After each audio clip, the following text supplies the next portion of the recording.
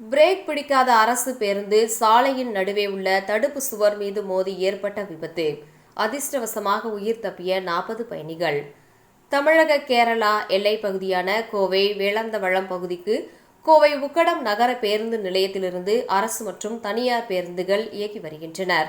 இந்நிலையில் இன்று காலை வேளந்தவளம் பகுதியிலிருந்து கோவை உக்கடம் நோக்கி வந்த வழித்தடம் எண் 40 என்ற எண் கொண்ட அரசு பேருந்து சுகுணாபுரம் மைல்கல் பகுதியில் வரும்போது திடீர் என பிரேக் பிடிக்காததால் பேருந்து ஓட்டுநரின் கட்டுப்பாட்டை இழந்து சாலையின் நடுவே அமைக்கப்பட்டிருந்த தடுப்பு சுவரில் மோதி நின்றது.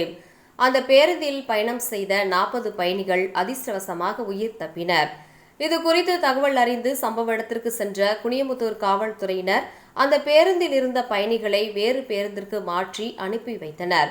பின்னர் இதுகுறித்து வெரைட்டி ஹால் போக்குவரத்து பிரிவு காவல்துறையினருக்கு தகவல் தெரிவித்தனர். மேலும் இதுகுறித்து வழக்கு பதிவு செய்து விசாரணை நடத்தும் வருகின்றனர். அரசு பேருந்து பிரேக் பிடிக்காமல் ஓட்டுநரின் கட்டுப்பாட்டை இழந்து சாலையின் நடுவே உள்ள தடுப்பு சுவரில் மோதிய சம்பவம் பயணிகளிடையே பெரும் அதிர்ச்சியை ஏற்படுத்தியுள்ளது.